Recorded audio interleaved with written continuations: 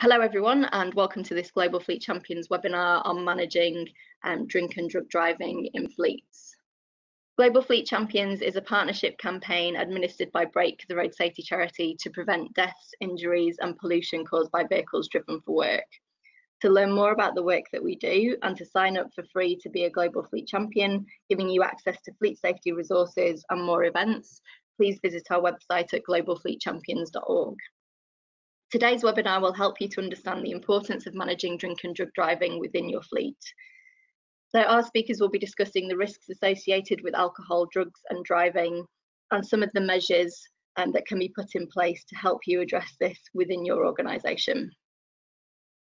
So moving on to our first speaker for today, I'm delighted to introduce Dr. Amy Haley, an NHMRC Early Career Research Fellow at the Centre for Human Psychopharmacology at Swinburne University of Technology in Melbourne, Australia. Her research focuses on the neural, biological and neurocognitive processes that underlie performance degradation related to psychoactive substance usage. She aims to identify mechanisms by which these changes translate to dangerous human behaviour and is particularly interested in impaired driving. Dr. Haley is currently examining the appropriateness of objective eye tracking technology to monitor and detect impairment and crash risk in stimulant drug-affected drivers. Her work is featured in leading discipline-specific journals and has attracted numerous awards and honours, and so we're delighted to have her as part of this webinar today. So welcome, Amy. Hello, Carolyn. Thank you for having me. Okay, thank you very much and for that very kind introduction. So I'll be speaking today about the impact of alcohol and drugs on driver safety and on road safety. So hopefully I will be able to give an appropriate overview on the specific effects of how drugs and alcohol affect traffic safety. And hopefully this will inform the following discussions. So driving a car is an important determinant of quality of life.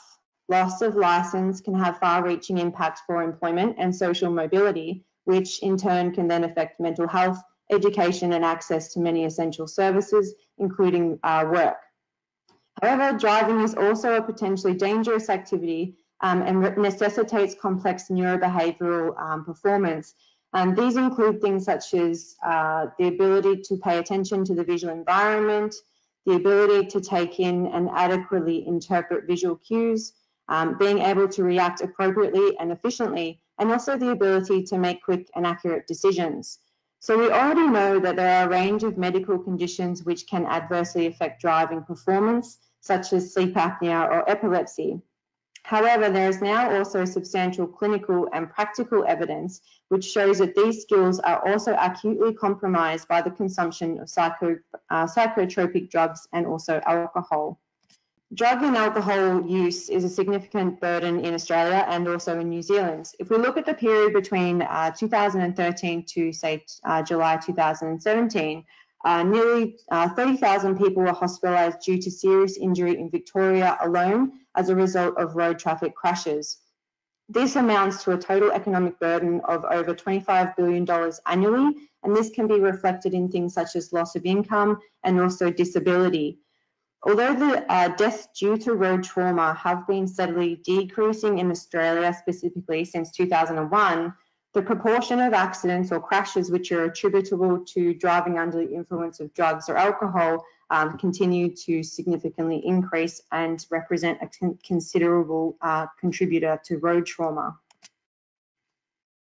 So substance use and misuse remains a clear and significant burden in Australia.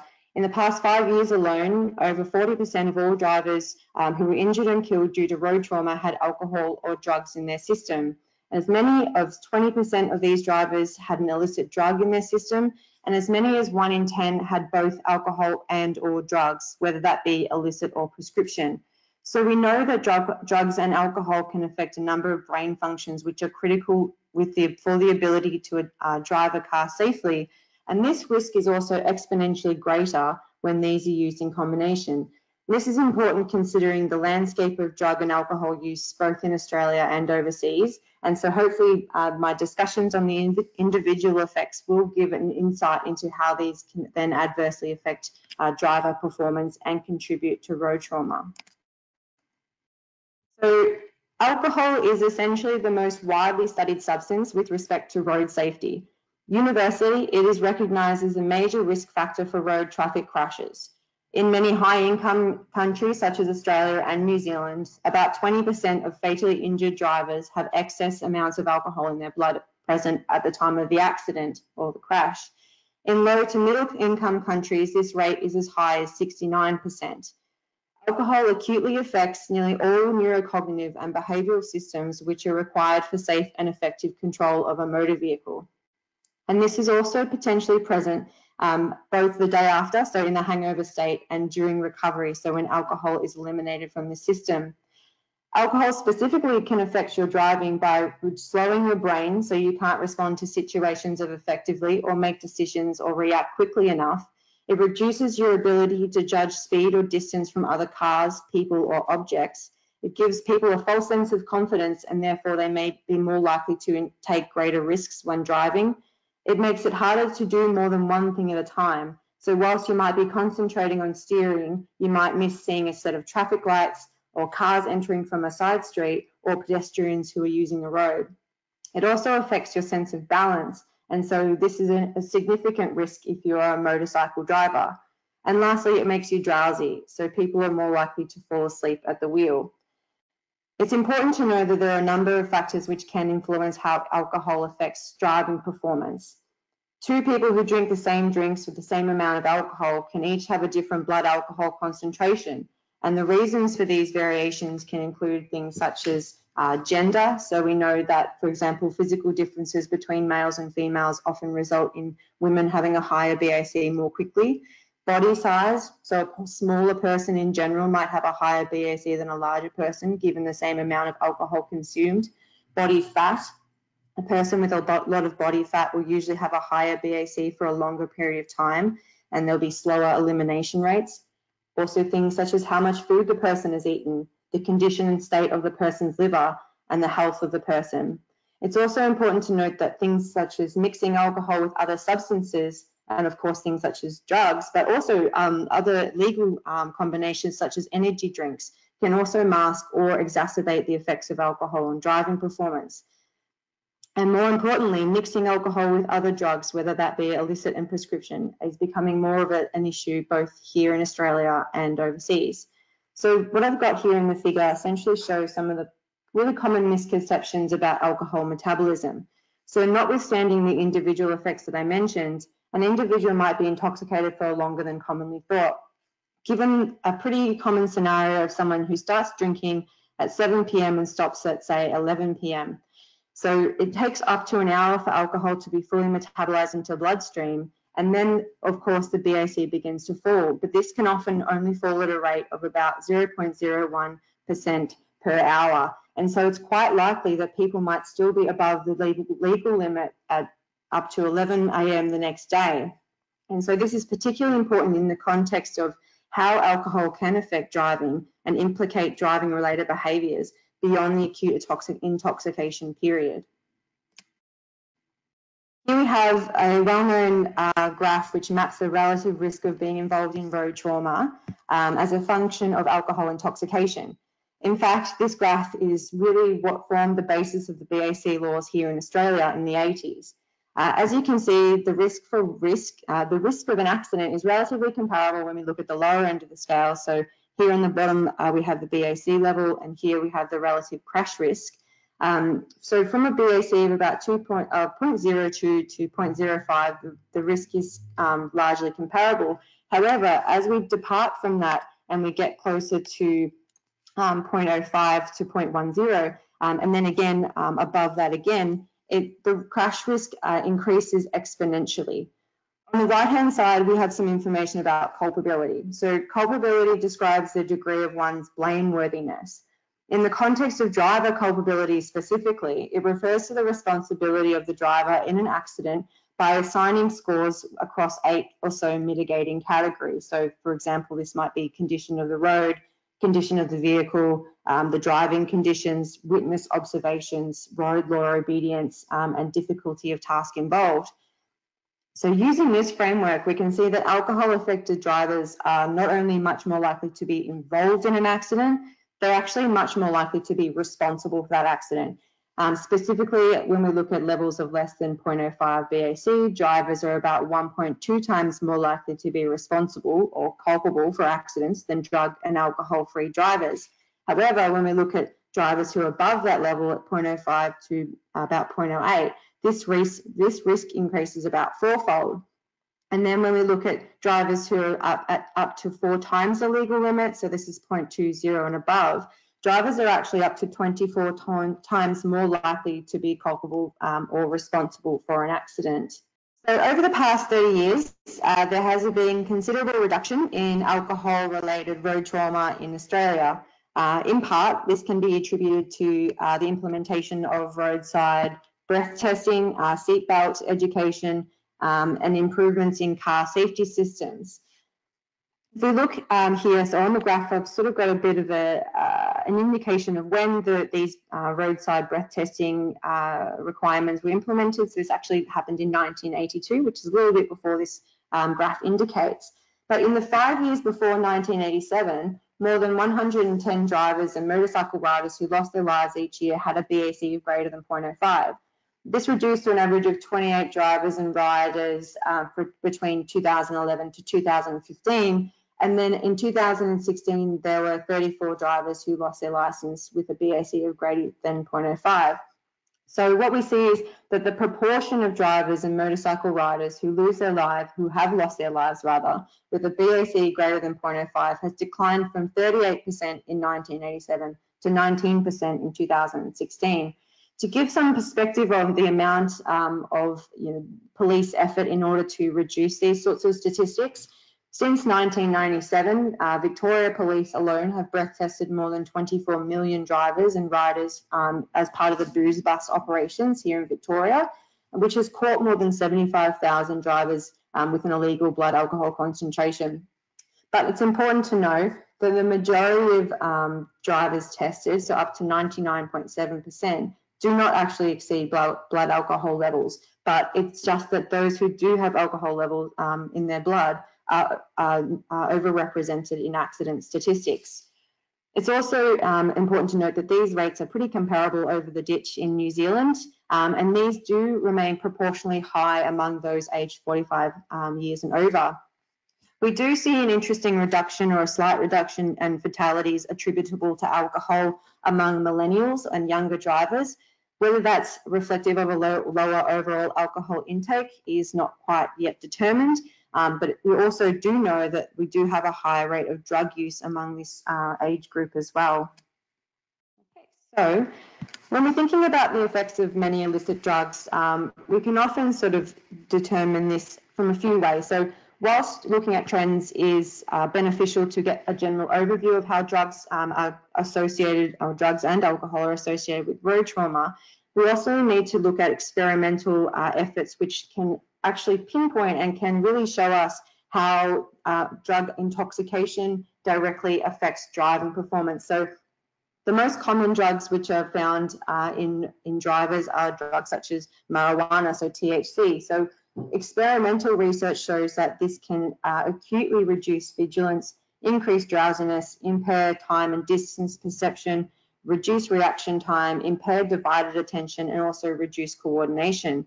When we look at drugs, illicit opiates, for example, such as heroin, whilst they are proportionately smaller prevalence in drivers, they do have a significant effect on things such as drowsiness, cognitive function, mental confusion. And this is also apparent even at low to moderate doses.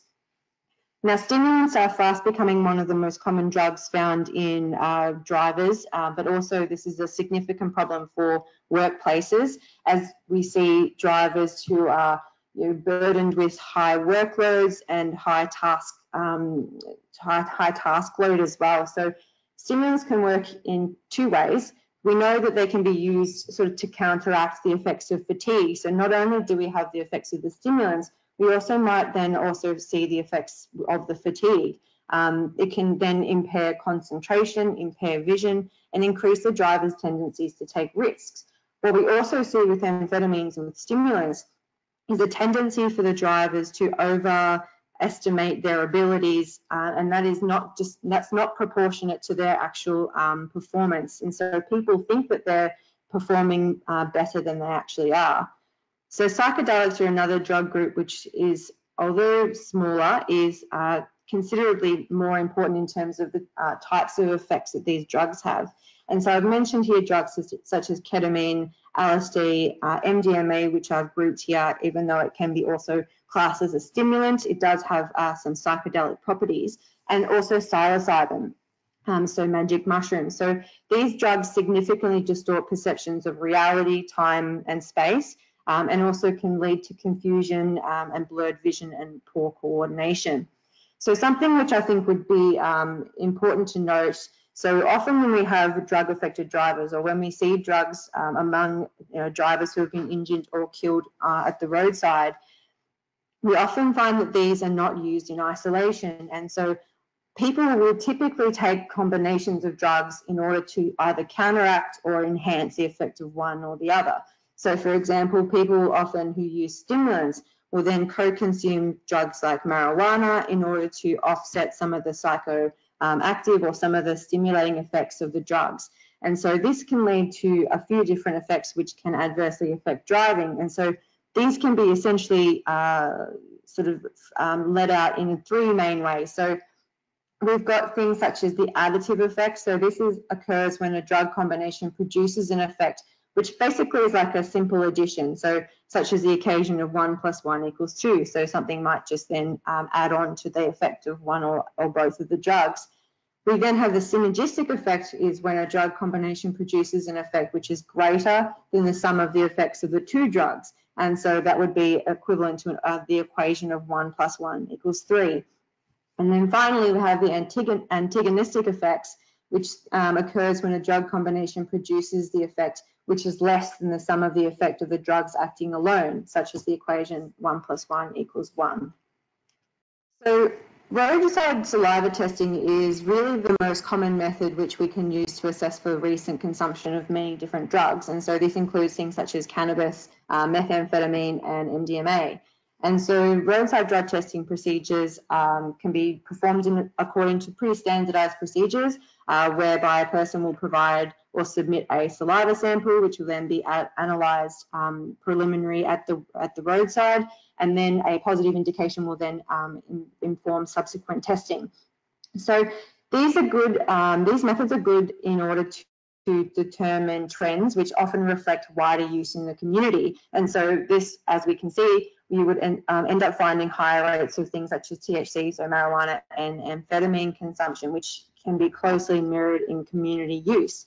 Another way to examine drug presence is when people arrive at the hospital after they've had a traumatic road crash, and they have their blood samples taken, which is routine here in Australia. And here what we can see actually where we can get a bit more of an insight into the presence and also the concentrations of a much wider array of drugs and medications. And so essentially what we can see here is the potential increased role of drugs such as prescription medications or things which might be outside of the realm of detection when we're just looking at those traditional saliva test methods.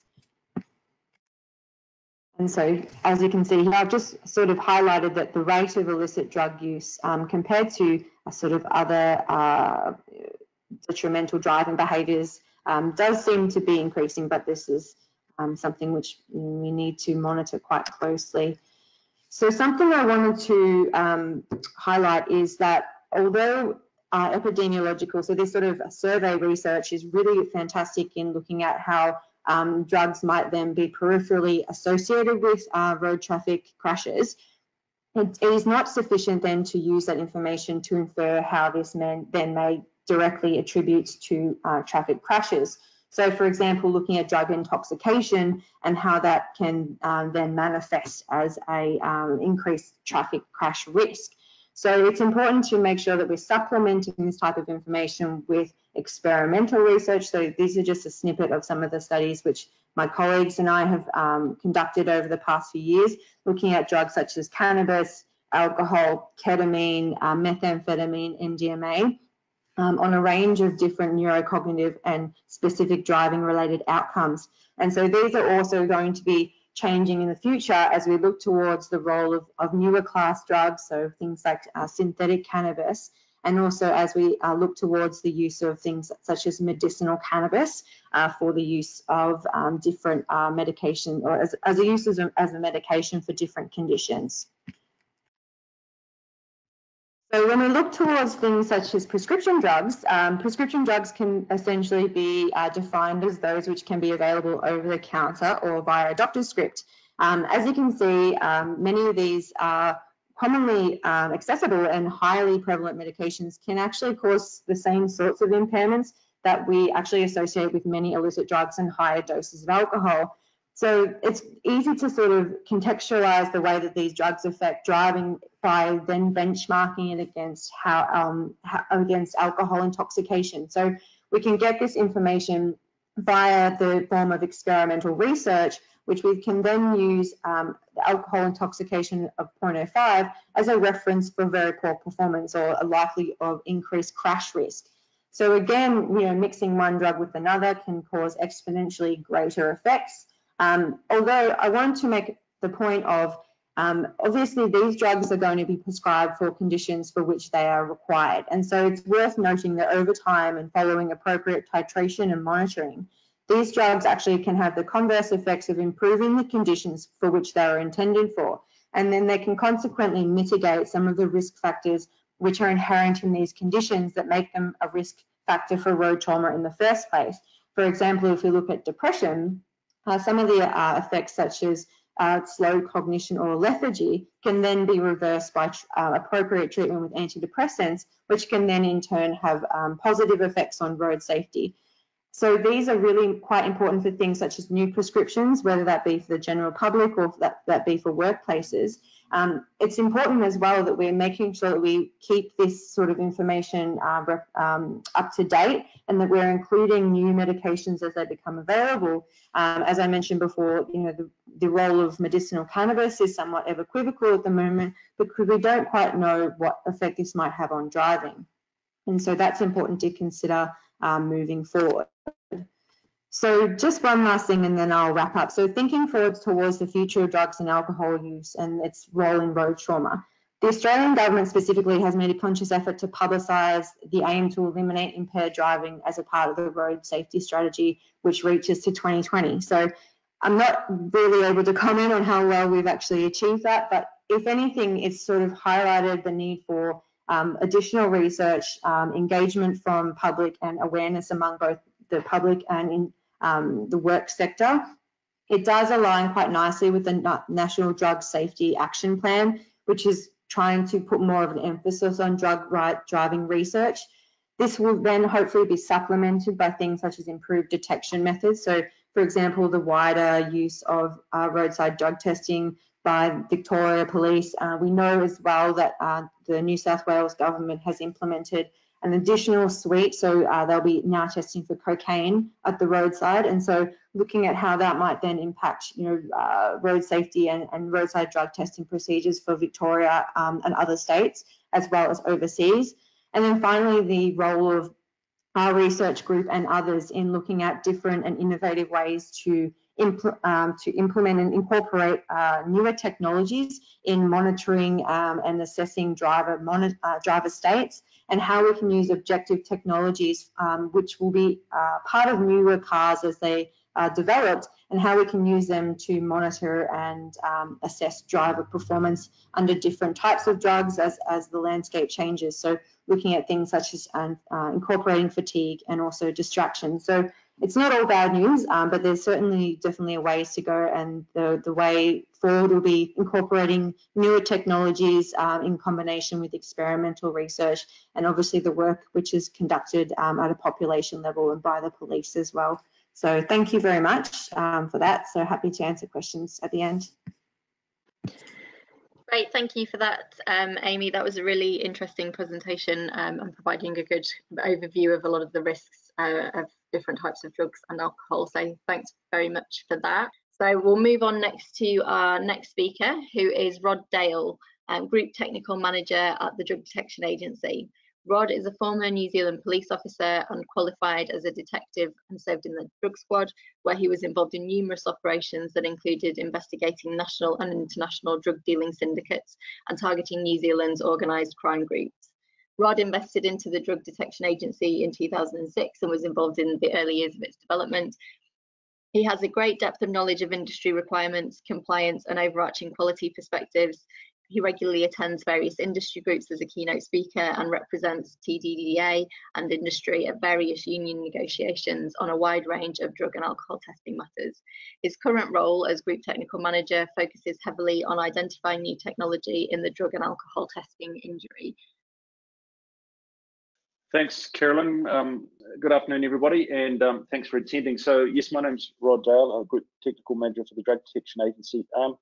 I guess my brief for this afternoon was just to talk to you about drug and alcohol from a workplace context. We are a drug and alcohol testing organisation that conducts in excess of 200,000 drug and alcohol tests per year, and that's mostly between Australia and New Zealand.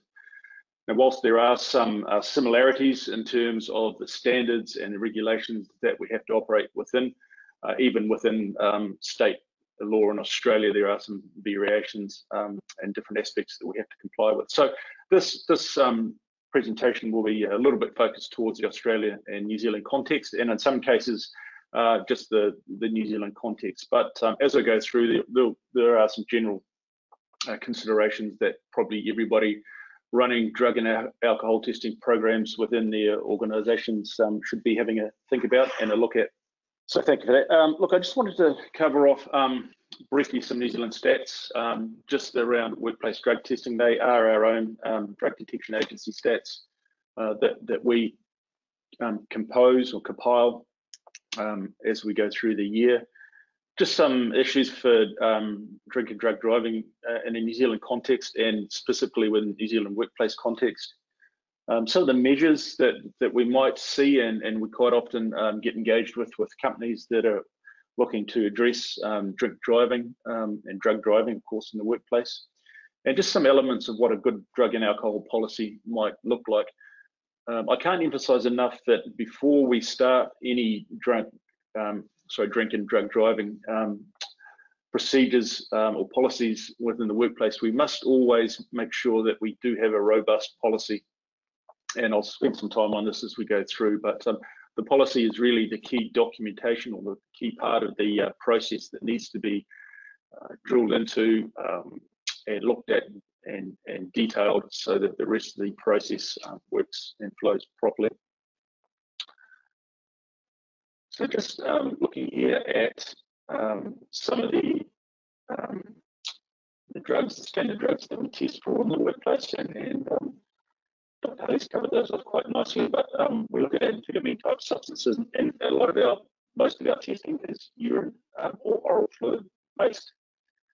So we see amphetamine type substances there that we test for, cannabinoids, which is THC, cocaine metabolites, the opiate type drugs, so essentially painkiller type stuff. There's a particular drug there, synthetic opioid, that we have to test for, oxycodone. And in fact, there's a new set of oral standards that are out now, and we do have to test for specifically oxycodone and a benzodiazepine, which is your sleeping pills and tranquilizers. So we test for those as well.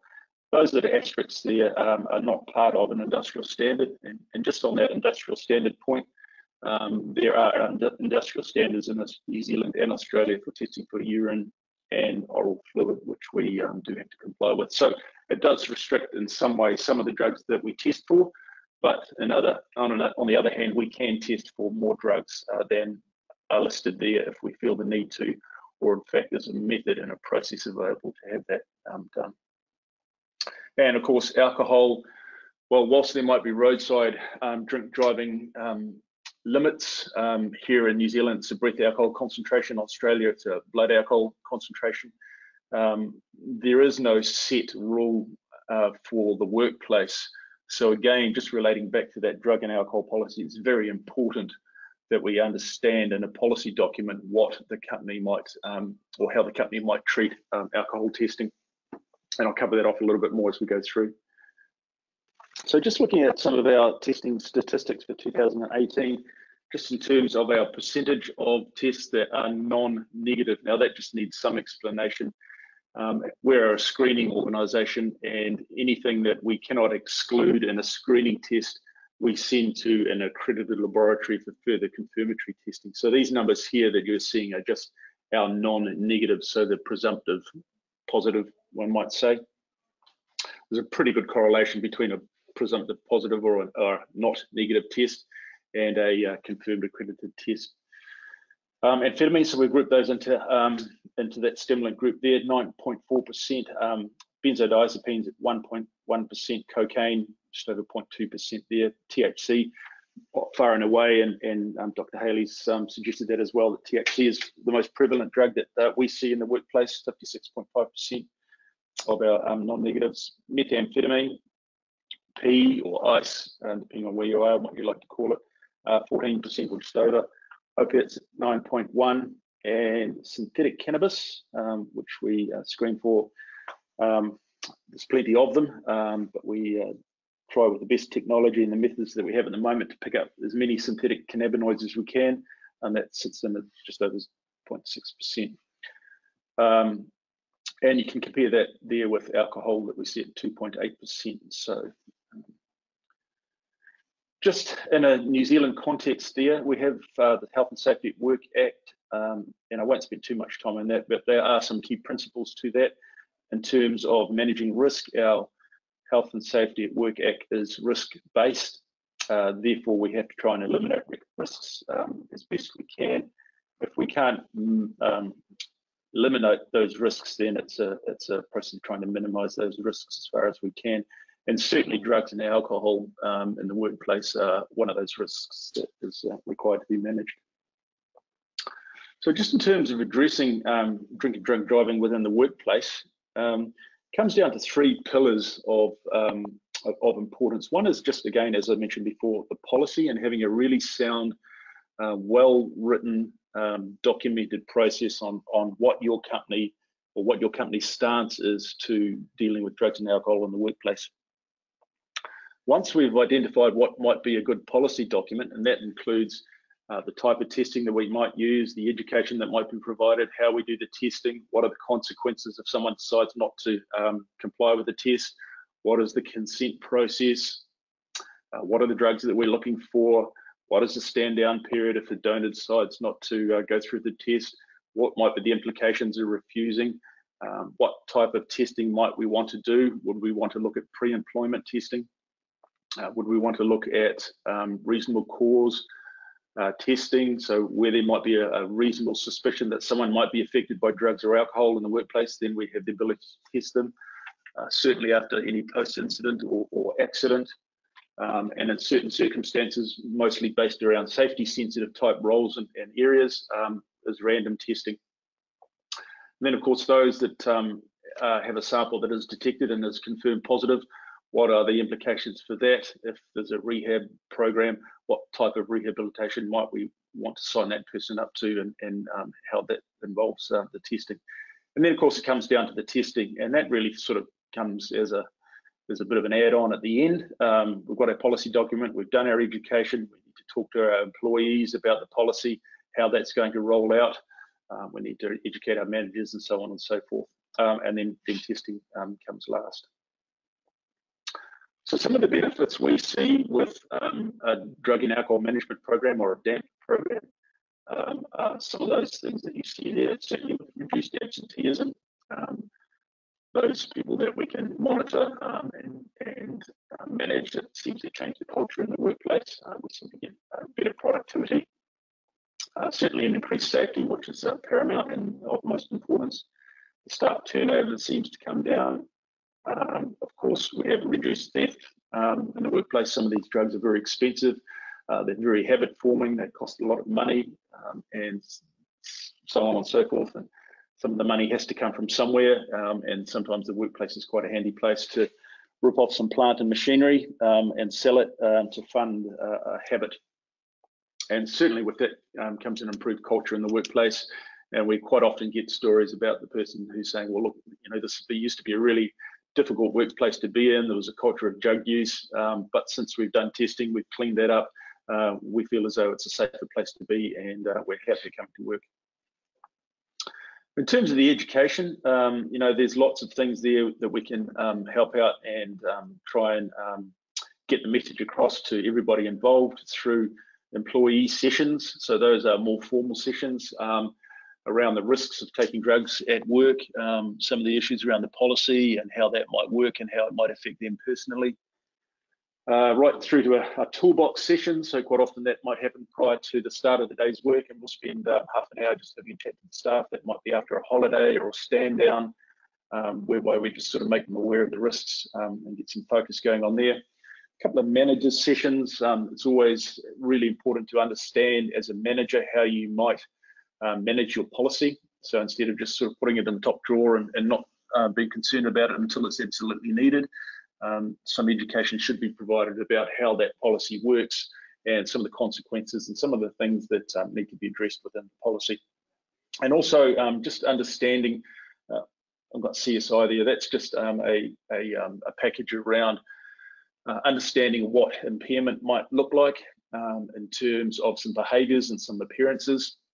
And that's that can potentially be a half-day session, and just around understanding, for example, what someone that's under the effects of THC, some of the behaviours they might be exhibiting, some of the appearance that might be, and so on and so forth. Some of the testing options, and really before we start talking about any type of testing, it's really what is the objective that you are trying to achieve in terms of managing your policy. Are you looking for impairment? Do you just want to know about somebody who might be under the direct effects of the drug at a particular time, whether or not that works with your company drug and alcohol policy or your overall objective to manage safety? If you are looking for a more risk managed approach and understanding who might be a pool of individuals that may pose more of a risk, then it might be a different type of testing, and that may include urine. In every case where a sample is deemed to be not negative, that sample then should be forwarded to a laboratory for further testing. And of course, you've got alcohol testing as well. So oral fluid testing, it's a relatively new technology. As Dr. Haley said, it's been used on the roadside for many years now in Australia and various other jurisdictions around the world.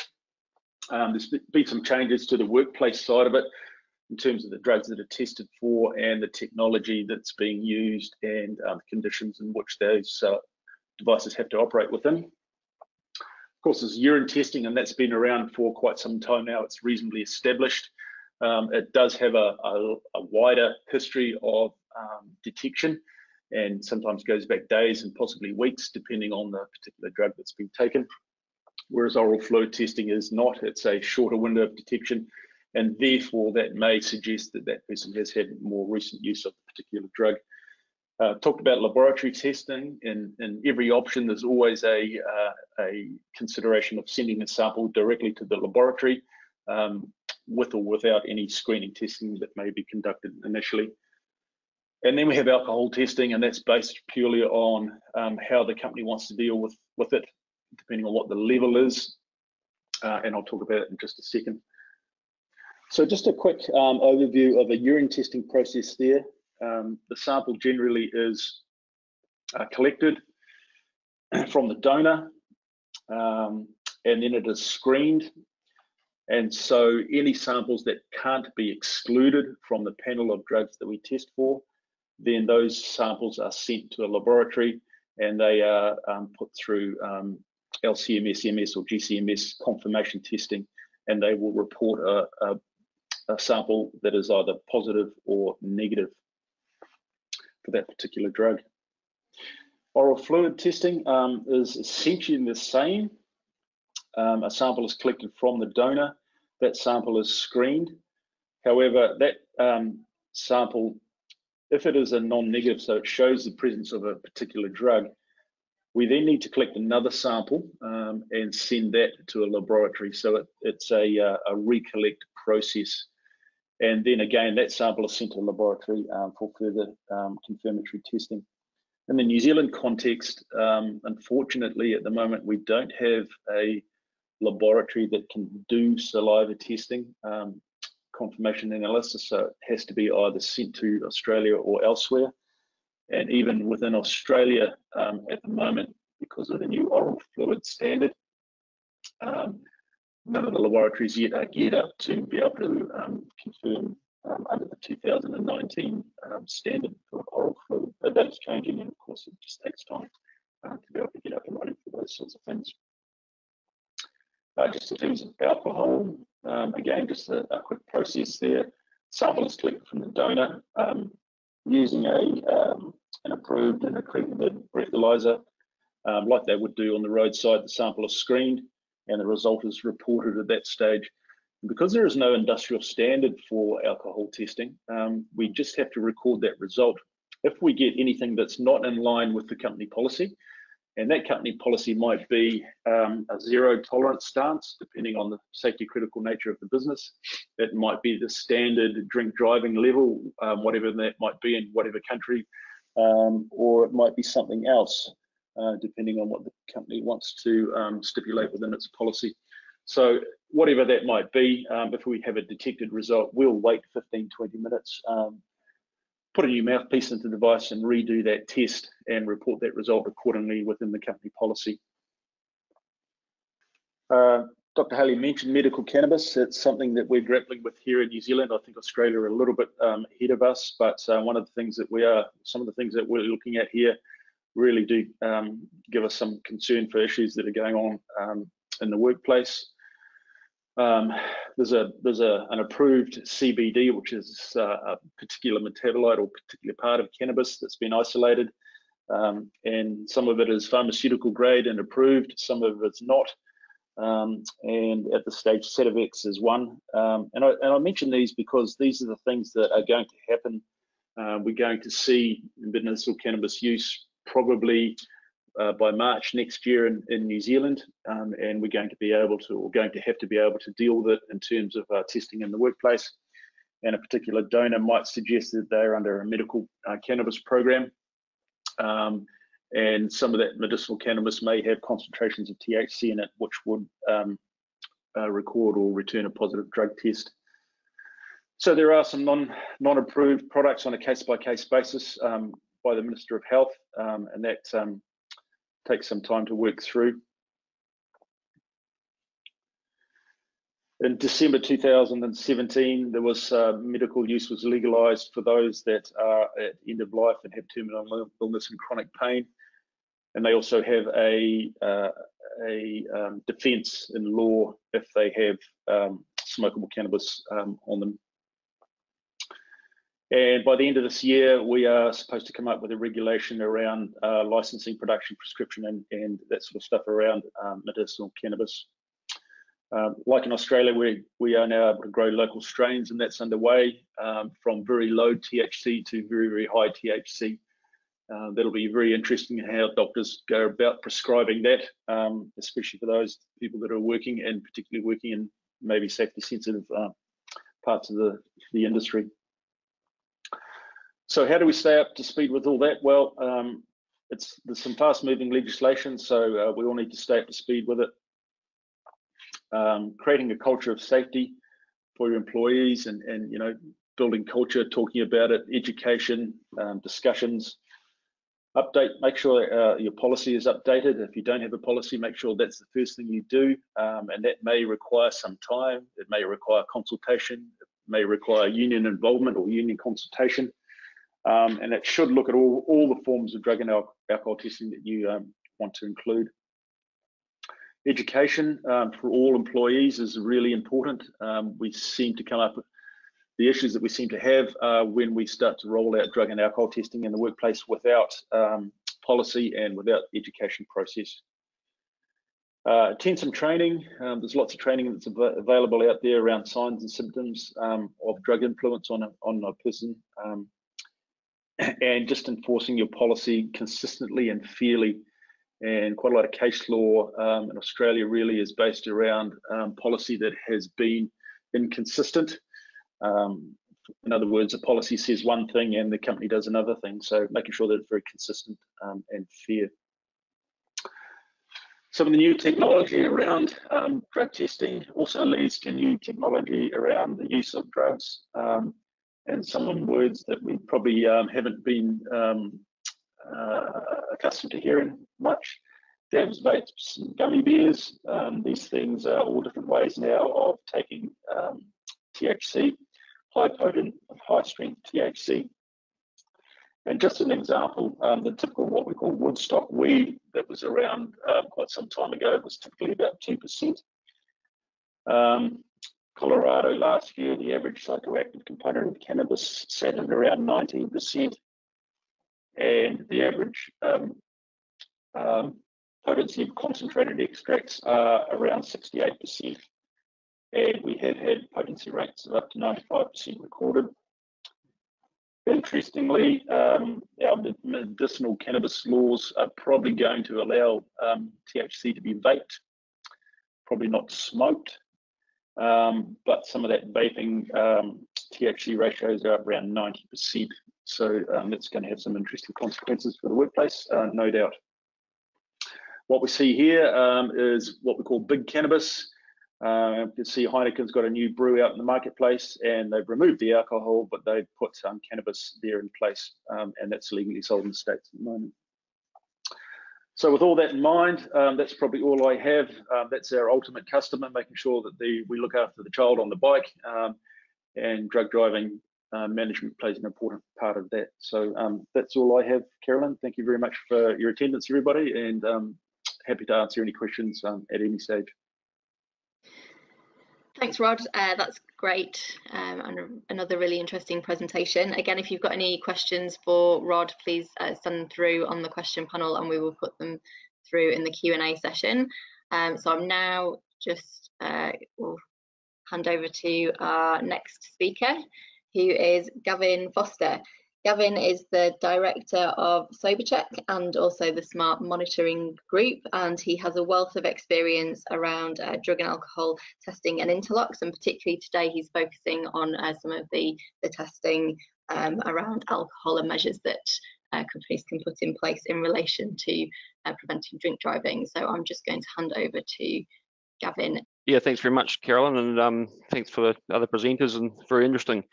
I just want to obviously cover off or go over what's happening, particularly in New Zealand, but it's also happening in Australia and a lot of other countries around the world in relation to alcohol interlocks and vehicles. So to start with, in New Zealand, this applies New Zealand, also Australia, and I mean quite a few different countries in Europe, and obviously the USA predominantly. Is when the majority of interlocks that are getting installed are through people going through the courts. But the first question that comes up is what is an alcohol interlock? So an alcohol interlock it's essentially a breathalyzer that's connected up to a relay, and it's hardwired into the ignition of the car, done by an auto electrician or someone that's qualified to do vehicle wiring. And what they're doing is they're actually isolating the ignition crank wire, so the wire that goes from your ignition through to your starter motor, and they're diverting it through a relay. And obviously you've got to, when that's installed, the car will not start without actually having to take a test on the blow into the mouthpiece of the headpiece of the breathalyzer to start with. If you're over a preset level, which is set pretty low, you can't start your vehicle. And you're mobilised. There's also technology for that to include a little camera on the inside of the windscreen that'll take a wide shot photo of the camera, so wide shot photo of the front of the car, so you can actually determine whether the driver is actually blowing an interlock or not, or if he's handing it to a passenger. Currently in New Zealand, we're not allowed to use cameras. Just with the legislation around it, it doesn't allow us to do that at the moment. They certainly are using it in Australia, and they use it a lot in the States and in Europe. So just moving on, as I mentioned before, that alcohol interlocks in New Zealand and Australia are mostly used through court-mandated sentences, and in New Zealand, it's now mandatory for repeat drink drivers, so those on their second or more offence inside 5 years. And also we have a few voluntary clients as well that would install them. It might be a family member that's worried about another family member. They may have a, have an alcohol problem, and it provides peace of mind to keep someone safe, or make sure they're not going to drive a vehicle when they're under the influence of alcohol. So that's at the moment in New Zealand, that's the majority of interlocks that are getting installed are through that means, through court mandated interlocks. And then obviously in other countries, mainly in Europe, they also have commercial interlocks as well. So that's interlock devices that are getting installed into trucks and goods and service vehicles, passenger service vehicles, dangerous goods vehicles, and so forth. In fact, some countries in Europe, they have it's actually legislation that they actually have interlocks in those vehicles. So the market there for a commercial interlock is quite big. That's not so much the case in New Zealand or Australia or even the US. Actually, the commercial interlocks is it's hard to convince companies that really should have them to put them in. But certainly it's something that I think it's an area that will, I think, gain momentum as time goes on, and it will happen more and more. Some of the features for a commercial interlock is you can actually have, well, the advantages is obviously it's protecting your investment, and you can rig them up with camera and GPS, so it's got all the, can have hooked up to telematics and that as well. They can compatible with all vehicles. They can have unique manager override codes, so you can actually you can disengage it for a particular person if need be, or if it's going to be a hassle driving with a vehicle with an interlock in a vehicle in a there's a narrow road and you've got a big truck, for instance. You can have wireless data download, programmable violation levels.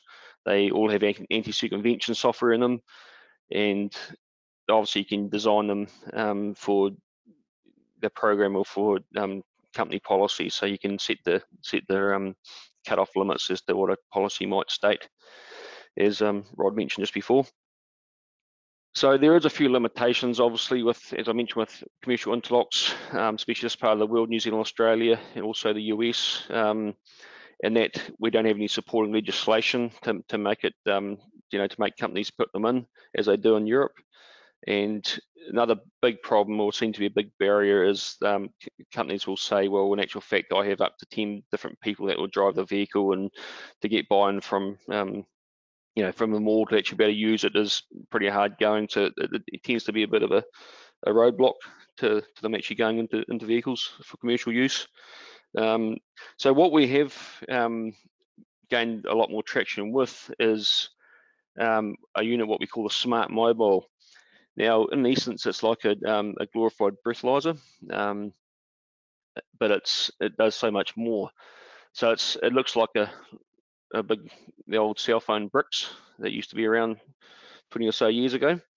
But it's essentially there again, it's a breathalyzer, but it can take your photo. It's going to log your GPS location. It's going to record the time, the date of the test. It's going to record what the test result was. And more importantly, it can send a smart alert. It can send a notification to a health and safety person or a manager if someone blew into it that actually returned a positive test. So it's going to actually alert people in real time. And this is something that's we can see big value in the fact that you give the people the choice of actually self-testing, but it's on the provision that managers and health and safety officers will be notified if there's a violation. So this is something that's that we're actually starting to do a little bit in New Zealand already. Have under certain applications.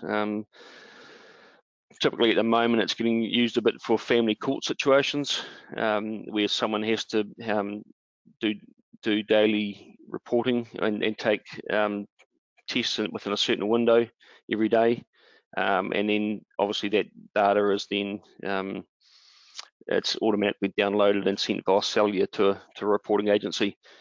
So that's quite a neat little device that's going to have wider use in time to come. So I've already sort of touched on this, but it's in effect it's just a breathalyzer. That just gives you an example there of the when you take a photo, it identifies a person as facial recognition technology, and it's obviously you can record what the test result was. So so that's something that also could be, well, it'd be more beneficial to, say, for instance, like a transport company, to have one or two of them on each site and get their drivers to test themselves every morning. It's taking recording of what the test is, the time, the date, the GPS location, and then it can send an alert to a manager, as I said before, if there is the person is over the preset limit, which is configurable. So that's something that is, it's something that's going to be of interest to particularly transport companies, I think. But any company with a drug and alcohol policy, it's another device that can be used. So moving on, and this has already been covered by Rod, but obviously there's ways of testing just with a standard breathalyzer, and very simple. There isn't any actual standard around it, but it's just a blow into the device and get a level. And if it's over the company's policy, well, there's the actions are taken depending on what the policy says. So that's very common in New Zealand. A lot of companies would have a breathalyzer that they would use, but certainly it gives their drug and alcohol policy a bit of teeth around the actual alcohol testing side. And what we've seen a little bit is that companies will do drug testing. Their policy talks about drug and alcohol, but then a lot of times they're actually not doing any alcohol testing at all. So it's important that they do cover both.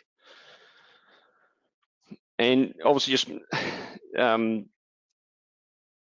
SoberCheck is a sister company or it's an associate company with Smart Monitoring Group. So for years we've supplied drug and alcohol testing equipment, and mainly for main market is workplace testing. A range of urine testing products and saliva testing products.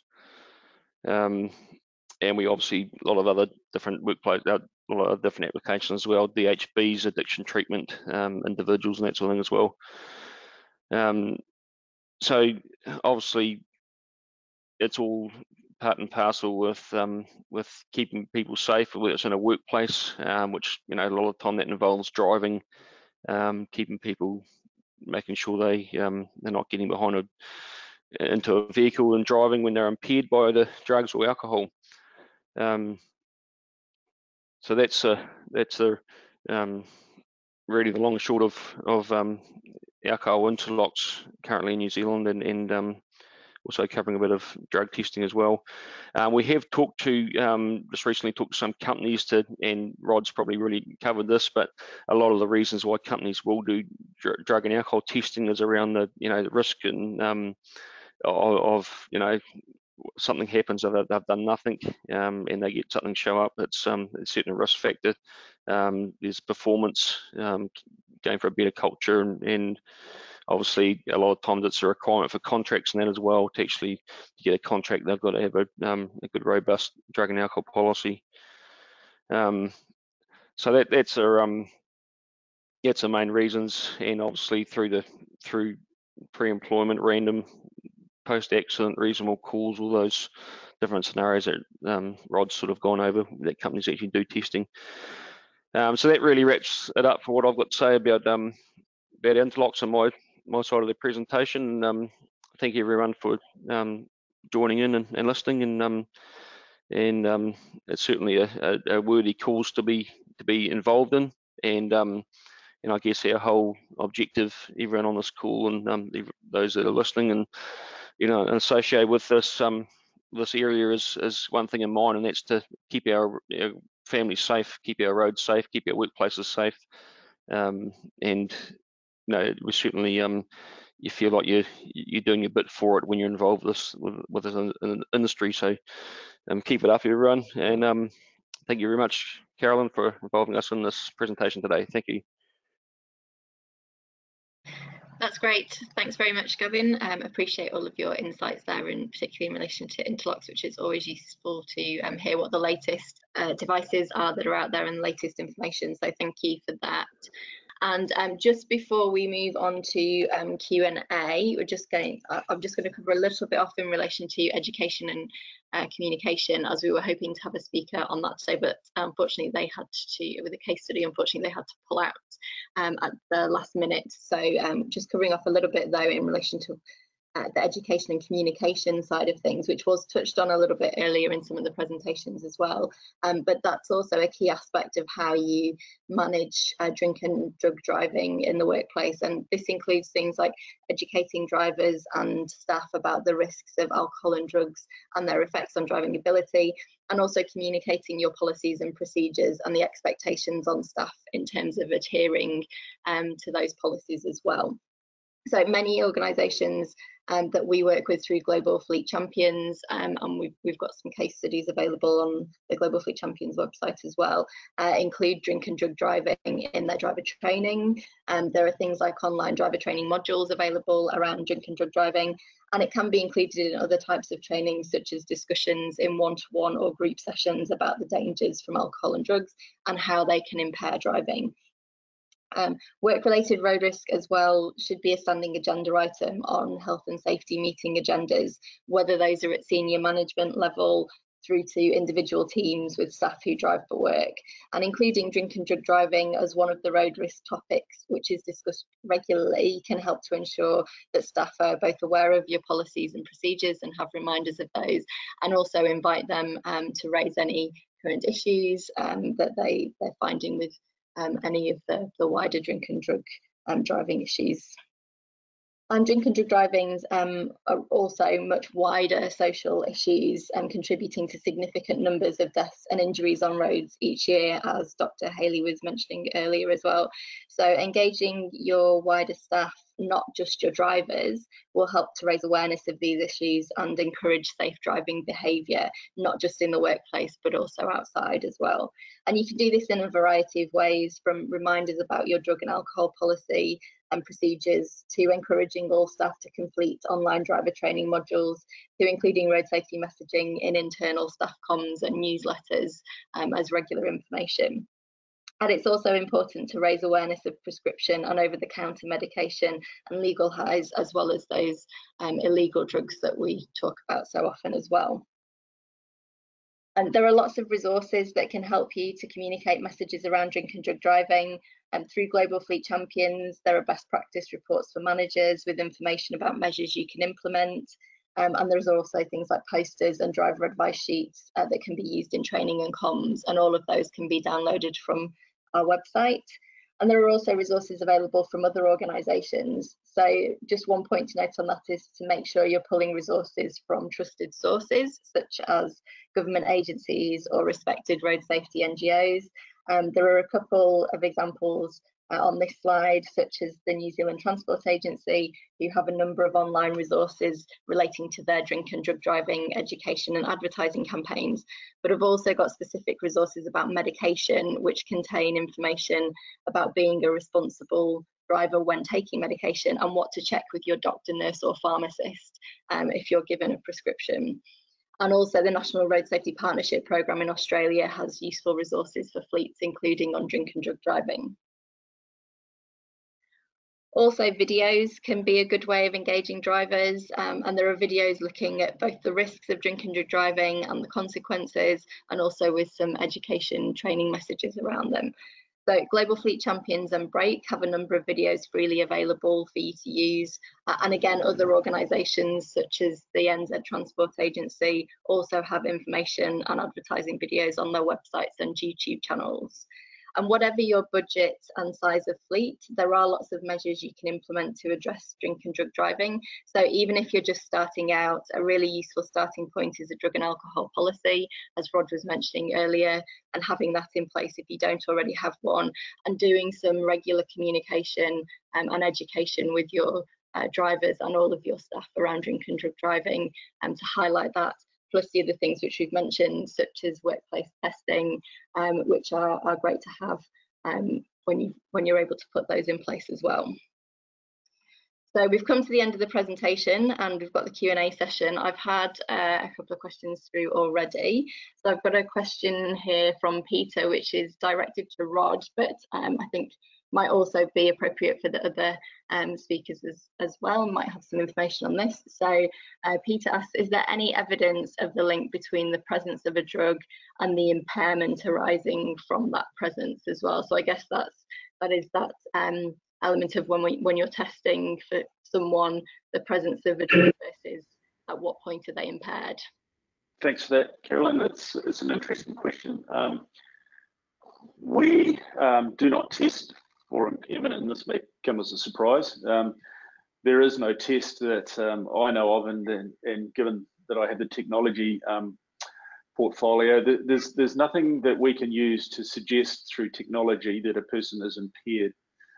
It's too wide a definition and incorporates things that Dr. Taylor was talking about before around fatigue and all those sorts of issues. So what we do in terms of our testing in accordance with standards is perhaps more the risk of impairment, and at the stipulated cutoff levels that we have to test at. For example, on-site testing for oral fluid now is 15, and THC is 50 nanograms per milliliter. At those levels, then there is some suggestion based on the science that that person might be at risk of impairment. And certainly technology is moving forward to essentially provide some technology that suggests that a person might actually be impaired. That's some way off yet. There may be some other people that have some opinions on that. Yeah, I think, Rod, I just wanted to sort of agree. I totally agree with that. And it is quite difficult in some instances to infer impairment just by the detection or the presence of drugs. I guess from a perspective of research, it's quite difficult to even sort of pose that question, because I think it in turn then implies that there is a safe level of drug. So, you know, if you can sort of infer a level of cannabis, for example, that, you know, might be then equivalent to a certain level of impairment, you could then arguably make that same, conclusion for drugs such as methamphetamine or heroin, for example. So it's quite a difficult and a tricky thing to try and measure, but we are obviously doing our best. And as I highlighted, we can, in some instances, compare the level of drug and the effect on different aspects of driving, so cognition and actual driving performance, and we can relate that back to things like the known intoxication effects of alcohol. But again, there's so much variability sometimes with these things, and individual variation. The differences between how drugs are metabolized, the concentrations and things. So it's quite a difficult question to answer, but we can try and sort of get around that by looking at the ways that different drugs and alcohol can affect components of driving performance and cognition and things. Great, thank you for that. That's brilliant. We've had another couple of questions through which are very similar, so I'm going to lump them together and come to you, Gavin, first on this one, which asks whether a company can specify a level of presence. And so I've had one question around drugs and one question around alcohol. So whether companies can specify a set level with those technologies or devices around drug or alcohol presence. Yeah, so for alcohol, as Rod mentioned before, there's no standard around alcohol testing in the workplace, and it does really come down to what different companies, what they want to put on there. A few years ago, when our drink drive limit used to be 400 micrograms per litre of breath in New Zealand, some companies set it at that, which was horrendously high. Obviously, it's dropped down to 250 now, but even that's still pretty high for a workplace. So predominantly a lot of companies will set it around about 100 micrograms per litre of breath. And if they're over that limit, then there's like a stand down or whatever it might be for whatever their policy says. So there's no really set limit, but you certainly want to have it lower rather than higher when it comes to alcohol. And then obviously with drugs, that's governed by the, for instance, New Zealand and Australia, the urine testing standard states the cut-off levels which they go by. So that's not something that a company can really determine. That's really, you've just got to work within the standards. That's the Joint New Zealand Australian standard for that. Great, thank you. That's really useful information as well. And one other question, this one is for you, Amy. With the emergence of energy drinks, this relates to your presentation, what you were saying about energy drinks as well, that some drivers are being influenced to use these to drive longer. Now, you mentioned their interaction with alcohol, and so the question is around, can you give any more information about how that interacts with alcohol, but also what are the risks of using energy drinks as a boost to driving longer hours as well? Yeah, so energy drinks in combination with alcohol are pretty common. So things such as, I guess, like a Jaeger bomb, and combining those sorts of things. As I mentioned, they're most dangerous because they tend to mask the effects of fatigue, and they can also, in some instances, mask the effects of alcohol. So what research has shown, so a colleague of mine, Dr. Sarah Benson, has actually conducted quite a considerable amount of research in this area. And so people who are using these energy drinks combined with alcohol tend to drink more than those who aren't combining that. So, it's something that needs to be considered.